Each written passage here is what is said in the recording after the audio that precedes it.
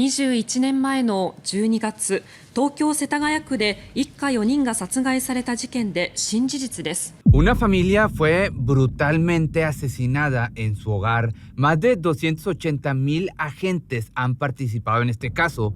Un asesino que pasó más de 10 horas en el lugar de los hechos, disfrutando la comida, atendiendo sus heridas, durmiendo y utilizando la computadora. El misterio de los asesinatos en el barrio de Serageya, esto en Tokio, en Japón, sigue persiguiendo a las autoridades que no han podido determinar qué sucedió con el victimario. Hoy conocerá los detalles de un crimen cometido hace 22 años que aún mantiene a la policía en incertidumbre. Si eres nuevo en este canal, te sugiero que te suscribas. Hago casos de asesinatos, de música, de cualquier historia interesante que tenga algo que contar.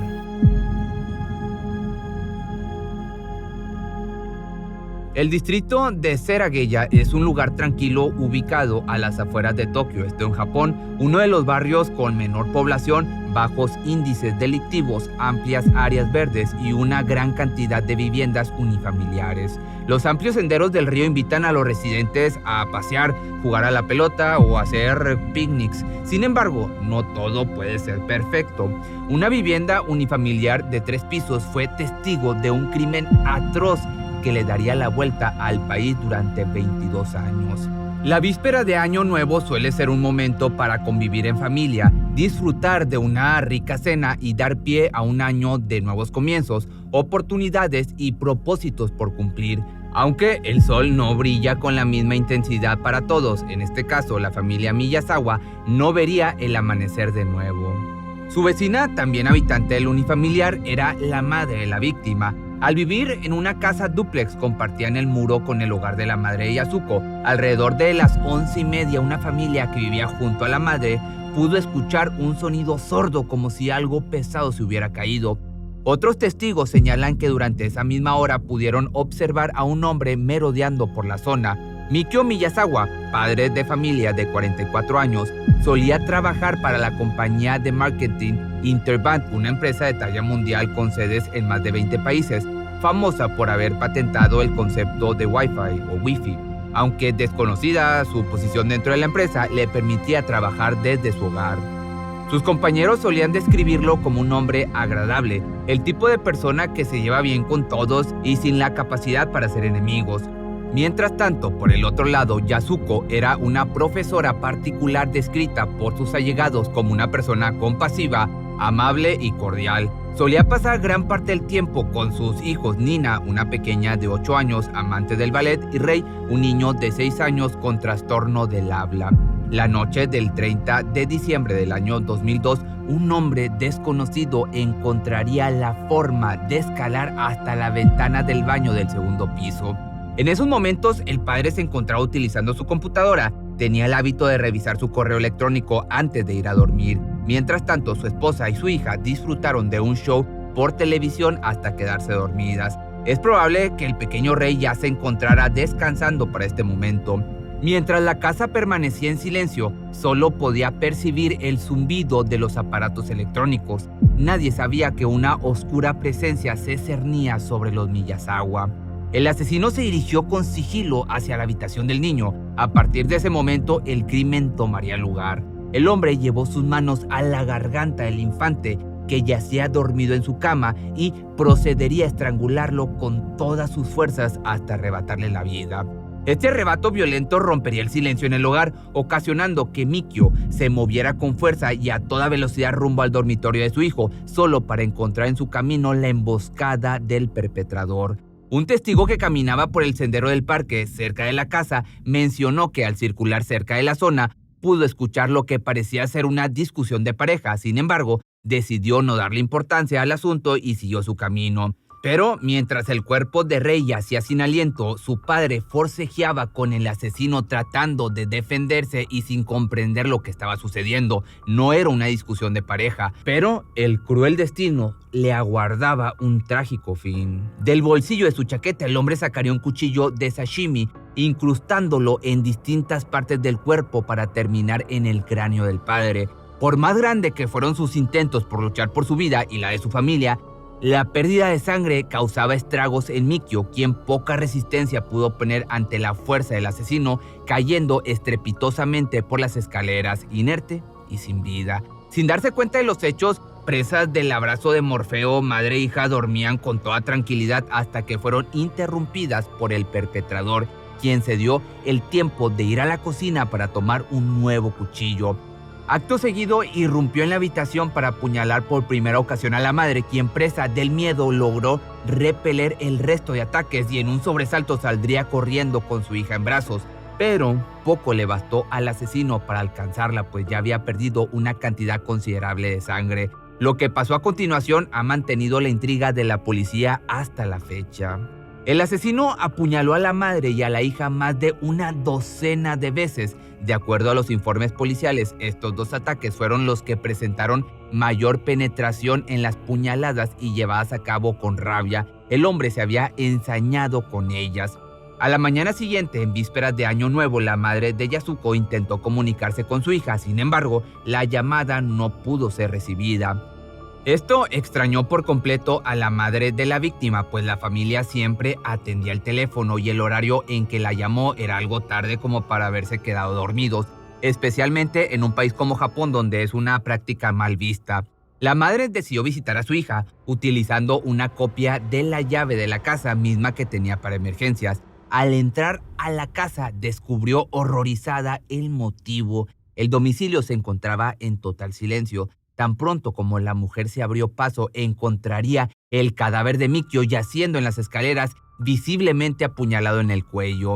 Posteriormente, al subir las escaleras, encontró en el corredor el cuerpo de su hija y nieta con una mucho mayor cantidad de puñaladas que a su yerno. Ella recuerda haber pasado su mano sobre los cuerpos con la esperanza de que aún siguieran con vida. En la habitación junto al baño del segundo piso, la mujer también encontraría la tragedia final al encontrar el pequeño cuerpo de Rei. Traumatizada y con el corazón roto, llamó a la policía para reportar los hechos. Al llegar las autoridades se llevaron el mismo shock. Ninguno de los oficiales había enfrentado un caso remotamente cercano a este. Se dieron cuenta de que las líneas telefónicas habían sido cortadas. La investigación permitió reconstruir los hechos, la forma en que el padre, la madre e hija fueron apuñalados en múltiples ocasiones y el estrangulamiento del menor. Asimismo, los oficiales encontraron evidencia directa de que tras los homicidios, el asesino había permanecido de 2 a 10 horas en el lugar de los hechos, y esto lo dijo o lo declaró uno de los oficiales en rueda de prensa. Tras arrebatarle la vida a madre e hija, el hombre procedió a curarse las heridas producidas por la resistencia, dejando las gasas y material usado. Posteriormente, utilizó la computadora del hogar para investigar los sitios del empleo de los padres. Además, trató de comprar boletos para el teatro, bebió té de cebada, se cambió de ropa, comió melón helado y, de acuerdo a las investigaciones, descansó en el sofá mientras los cuerpos yacían en la casa. Incluso llegó a utilizar el baño principal y, sin tirar sus desechos, dejó la zona antes de amanecer.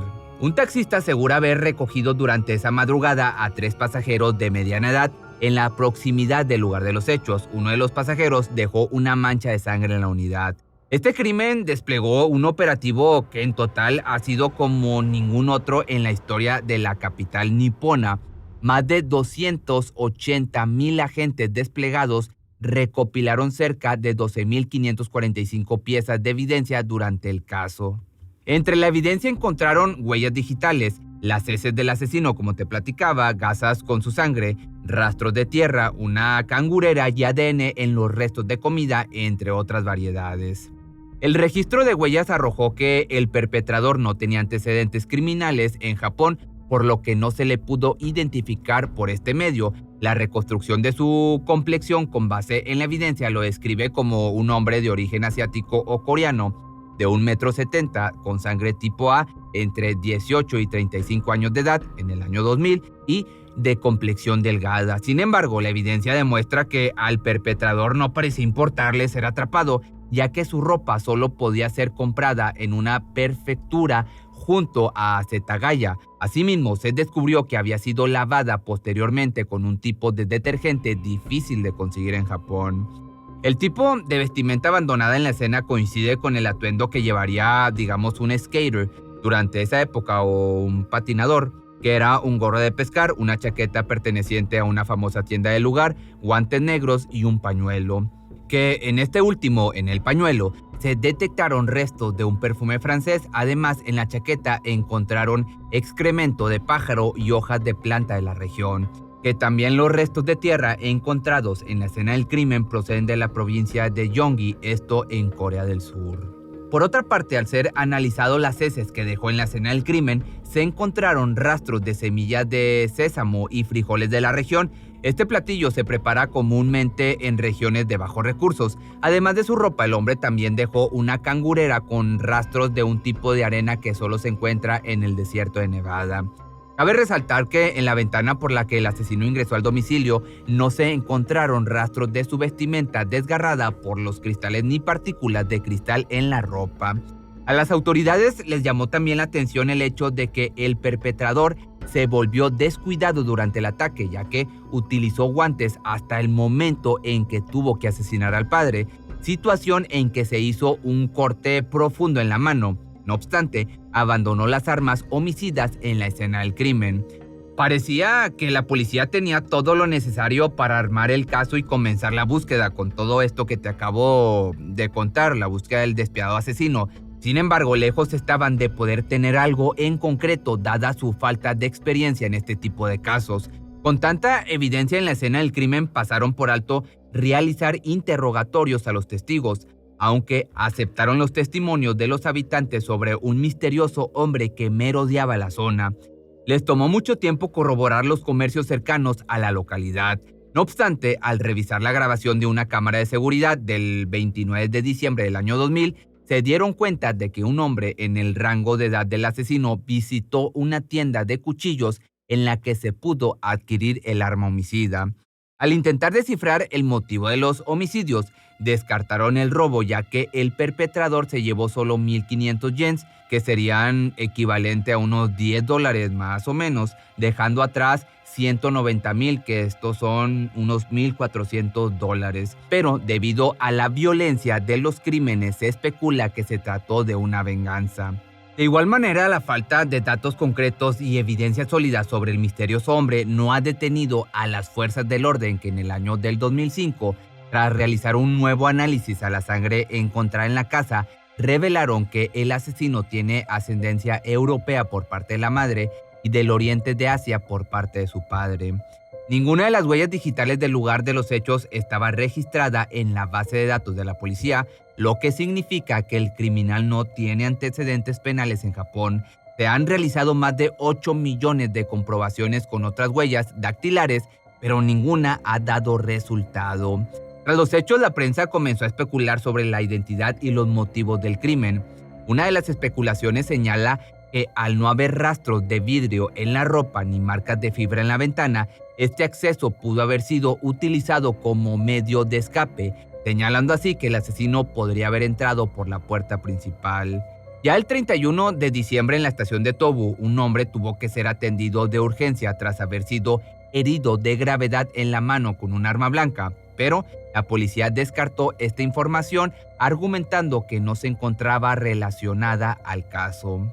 Ya con el paso del tiempo se emitió una recompensa de 20 millones de yenes por cualquier tipo de información que pudiera llevar a la captura del asesino, aunque también por el otro lado la colaboración ciudadana ha aportado más de 15,000 pistas en el caso, saturando así las líneas de investigación.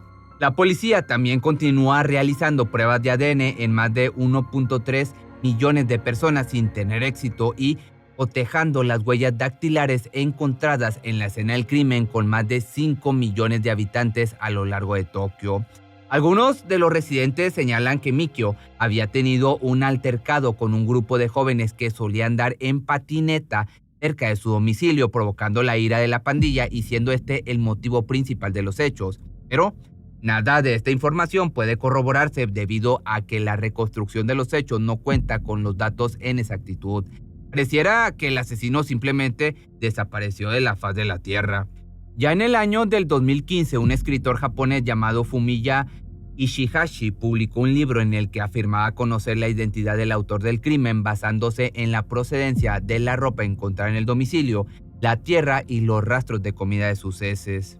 Señaló que se trataba de un ex militar que sirvió en el ejército de Corea del Sur, pero pese a tener información de fuentes cercanas al caso, no reveló el nombre del victimario ni sus motivos para cometer los crímenes. Basó su investigación en una potencial coincidencia de ADN con un miembro del ejército.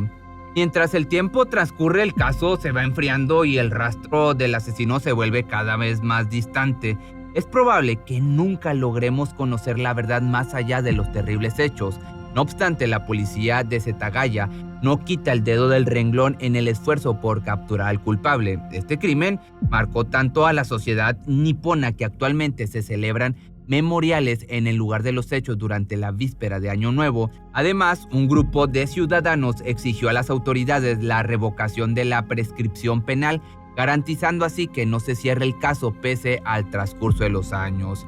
Sin embargo, al igual que muchos otros de su clase, el despiadado sigue libre como una sombra que se cierne sobre lo que en algún momento fue un hogar donde reinaba la armonía familiar. Una sombra que anida un peso en el corazón de cada uno de los habitantes de la localidad, que desconcertados y temerosos han permitido que su vida continúe sin dejar de preguntarse quién será el siguiente, si es que lo hay, o si algún día sabrán quién cometió tales actos. El barrio de Serageya nuevamente volvió a la tranquilidad y calma, pero ¿quién podría tener realmente tranquilidad en una zona donde no puedes corroborar si hay un monstruo bajo la cama o un asesino en tu ventana? Y es así como este caso pudiera ser un crimen perfecto. Si te gustó este video, no olvides seguirme en mis redes sociales y sígueme en mi nuevo canal secundario, que es Pepe Misterio Short, donde subo videos algo parecidos, pero mucho más cortos.